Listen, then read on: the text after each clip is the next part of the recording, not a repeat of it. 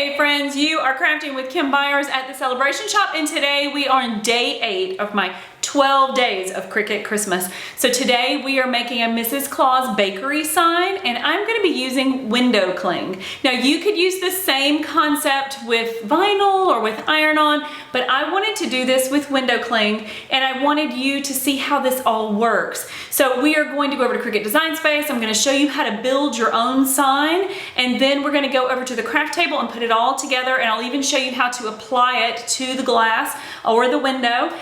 So if you haven't already, I hope that you will hit that subscribe button and join me for all my 12 days of Cricut Christmas. If you like this video, I'd love for you to give me a thumbs up. All right, let's get going.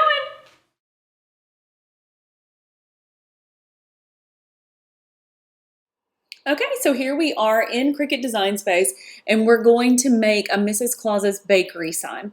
So I have a couple of things on the mat already. I would suggest that you first get a clean mat, so go to the home page, select the square that says New, or if you're already in Cricut Design Space, over in the left-hand navigation, select New. And I pulled in a couple of things already, and I wanted to show you basically what we're going to use, what we're not going to use, and what the end result is going to be. So we are going to not use this version. This is really cute and it's very whimsical. And if you were putting this in vinyl or if you were doing iron-on, this would be okay. So this is actually a knockout within the clothespin. And then this font is very whimsical with tiny little edges, and that's very cute and very old school, classic, so it looks great for Mrs. Claus. That said, it doesn't work very well with window cling. So then you have kind of an easier font. This font is called Felix, and we have the rolling pin without the knockout, and then we have that same font without a lot of curlies or anything like that, but still a very fun kind of whimsy. So I would suggest that you choose a font more like this one. And then I would also suggest that you put it on a background, on a frame of some sort. And we don't want to cut out 2 layers of window cling, but what we want to do is we want to knock the entire thing out of that frame so that you have everything all together in one cut. Nothing is touching each other.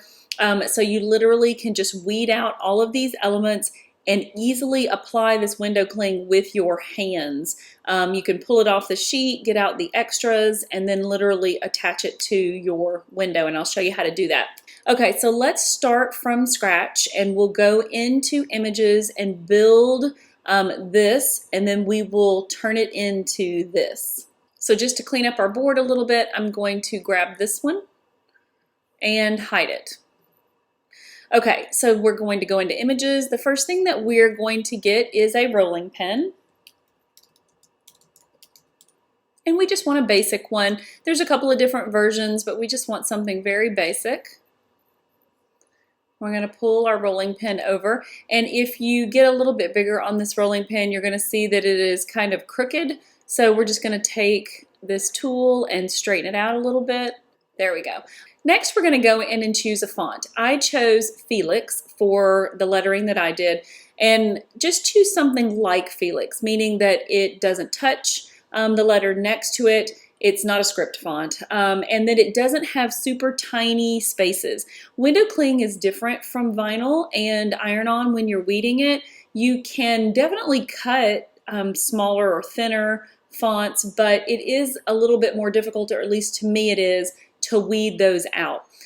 So what I would suggest is that you would just stick with something that's a little bit fatter. This one may be a little skinny in spots, but I wanted it to be kind of whimsical. Okay, so we'll go into Felix, and then we're just going to type in all of our font. So let me do that really quick, and then I will show you how to center everything. Okay, now that we have all of our font, I just want to grab each one of them. Actually, first what I want to do is I want to take Served Fresh Daily and just make it smaller. It's definitely going to be much smaller than the others. Mrs. Claus can be a little bit smaller. We'll do cookies. I'm going to bring my rolling pin up. I want it to be at least maybe a little bit smaller. Cookies. So let's just grab all of them. You can drag over the top of them, and we'll go up into a line. And we're going to center those horizontally. Okay, so now we know that they are all working well together. So now we're just going to drag over top of them and grab all of them. We'll go up and into a line. And we're going to center those horizontally. And now we want to make sure that we have them all spaced appropriately. And what I like to do, you can use the tool. I like to do it this way though. I'm just going to grab the top one and I'm going to put them an inch apart. My rolling pin. And these grids, of course, are an inch each. I'm going to move that one down just a little bit. And now I want them to be an inch apart at the highest point. So this ampersand in this particular font is a little on the tall side. So I'm going to bring that down a little bit. And then served fresh daily. And then I'm going to grab that again real quick and just align. Okay, so now that I know that they're all spaced appropriately and that kind of thing, what I want to do is go in and grab a frame. And the reason I want to do this, I'm going to show you real quick. The reason I want to do this is because I want to be able to knock it out of this frame. So it's going to end up looking like this. So you see between here, you can see the grids. And the reason I want to do that is because window cling is not like vinyl. You don't need a transfer tape or anything to apply it. You can literally peel it off and place it with your hands. And you can even pull it back up really easily and replace it and reposition it. So it doesn't require the transfer tape, which is great, but it also moves very easily. And so we want to not have all these individual tiny little cuts. I want them to all be one piece. So when I shift it, I don't have to, shift letters individually. So we'll go into images and then we're just going to type in frame. And I want something fairly simple. I'm just going to grab this one.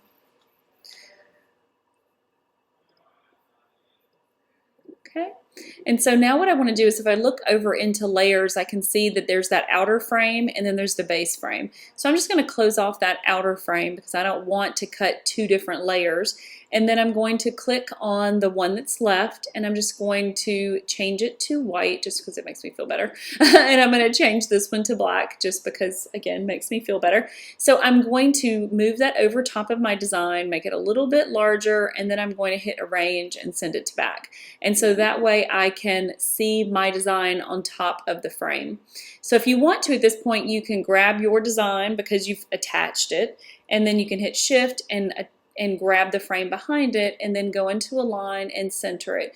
Now that it's time to knock the design out of the frame, I'm going to go back to my original design because I did, tweak the size of cookies and hot cocoa and that kind of thing and did all the spacing. And this is the one that I would like to cut. So just know that you can modify all of these things any which way you want and then attach them all. So what I'm going to do is I'm going to, right now, none of these are attached. Right? So I'm going to take my frame and I'm going to hide it for a second and I'm going to grab my whole design and I am not only going to attach it, I'm actually just going to go one step further and I'm going to weld it. So now it's all one cut. If you look over into layers, you're going to see that now it's not individual letters anymore, but it's one singular cut. And so then what I'm going to do is turn back on my frame. And now, if I click on the item and I click on frame, I'm going to be able to slice the entire thing at one time. So if you look at my other example here, and I click on the text on the inside, and then I click on the frame, my slice tool is hidden. And that's because each one of these is an individual cut, and your slice tool is only going to work with 2 items at a time. It's not going to work with 5 or 6. So to be able to do this one, if I detached it, I would have to do them individually. So we don't want to go through all that hassle. So that's why I grabbed the whole thing, welded it, made it a singular cut, and then put my frame back in place. And now once I have both of those items, I click on the back, getting my frame, I'm going to hit slice. And so now what I need to do is delete or take out the slice result. Okay, so I'm just going to delete. I'm going to delete. And now if you look, you can see the grid behind it. So it's all one singular cut. So now if you look over into the layers panel, there's my cut right there. So I'm going to be able to just send it to Matt. I won't have to worry about spacing or anything like that. And it's going to cut it all at one time. Okay, so the last thing that we want to do then is we want to make sure that it's going to cut the size we want it to be. Now I'm putting mine on my pantry door, and so I want it to be as large as the mat will allow, which is a 12 by 12. So right now we can see that it's 12.17, which is too big. So I'm going to take it down, move it out so you can see both the height and the length. So then we'll come in, and you need to be below 11.5. Otherwise the machine's going to kick it back and just say that it's too big. So I'm just below 11.5, and that means that it's going to be almost 10 inches across. This is perfect. It's going to work perfectly for my project. Okay, so now I'm just going to take these and hide them. And we're going to go ahead and choose our machine and move on to the mat. So we're going to be using the Cricut Maker today, but you could also use the Cricut Explorer Air. Now you can use the Joy to cut this, but of course it would have to be no wider than 4.5 inches. So if you were going to use window cling, I would say it would be something like snowflakes or something like that. Okay, so we have the Maker and it's attached, so let's go ahead and take it to Matt. Now once you get to the mat, what you want to do is you want to mirror your design. So let's get it a little bit smaller so you can see this. So we're just going to click mirror, and the reason that we're doing this is because with window cling we're going to cut it with the backer on the mat, and so the front side of the material basically face up, and then when we apply it to the glass, then we're going to basically use that liner just to help us to apply it. So, or you can, pull it off and do it with your hands. So we're not going to be using transfer tape or anything like that. So we do want to mirror it. So think about it this way: with iron-on you mirror, with vinyl you do not mirror, and with window cling you mirror. Okay, so now we can go ahead to continue. And now I'll have to go into Browse All Materials, and we'll just type in window. And there's only one, so it pops right up. Okay, and so now we're ready to hop over to the craft table and put our window cling on the mat. Okay, so here we are on the craft table, and these are the things that we're using today. Today is really simple. We need a mat, we need a straight edge cutter. I'm going to use some tape, some clear tape, and then I have my window cling. And this is like a frosted window cling, which I thought would be really, really pretty for Christmas. But we're basically just going to take the straight edge cutter, and I'm going to put in my roll, and then I'm going to cut off about 10 inches because this roll is 12 inches. So if you've not seen these cutters, they're great. So they have this little arm that pops out, and so you're literally able to pull it all the way to the edge and get exactly the length that you need. And not only that, when you store the rest of it, it's going to be a straight cut. So we're going to just push it down at the end and go all the way. But if I only needed, say, 6 by 10, I would have been able to start my cut right here and go across so that I wouldn't take more off of my roll than I needed to. Okay, so now we're gonna take this, I'm just gonna push this out of the way for a moment, and we're gonna put this onto our mat. Okay, and since this is window cling, we are doing that mirrored cut, but we're going to put the backer down because we're kiss cutting it, and we're doing it backwards, right? And we're placing it on glass. So we're going to have the frosted side up. Just position it at the edge and run it all the way down, and then just take your hands and get it all the way onto the mat. And now this is when my tape is going to come in. So you can use, my mat is not quite as new as it should be, so it's a little less tacky. And so I'm just going to place a piece of Scotch tape at each corner just to ensure that it doesn't shift or move. And then we're going to take this over to the machine and start cutting. Okay, so here we are at the machine, and we just want to place our mat underneath the feeds. And then we're ready to select go.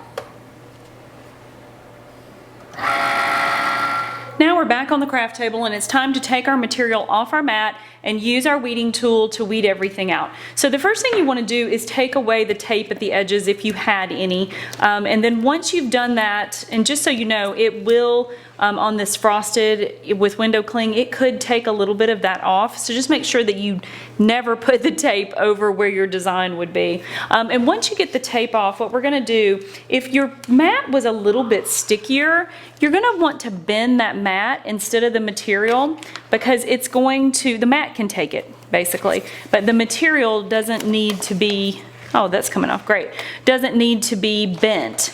So then once we've got that off, we put that out of the way, and we have our material. We want to take our weeding tool and just start weeding our design. Now remember, this is all one cut. So basically we want the frame and we want to take out all the interior pieces because it's a knockout. So just remember that when you start peeling away at things.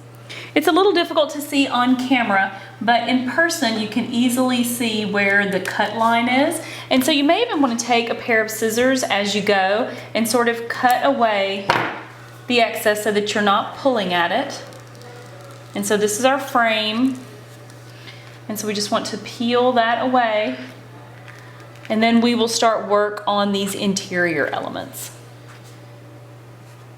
Okay, so here we are at my pantry door, and so we're going to apply the window cling to the inside of the pantry door, because with window cling you don't put it on the front, you put it on the inside of the glass facing outward, which is one of the reasons that we did the mirror image. And so I'm just going to show you how to easily do this. You can do it with your hands. You can put it on and do, use your scraping tool lightly, but honestly you don't need it at all with window cling. So let's go inside and I'll show you how to do this.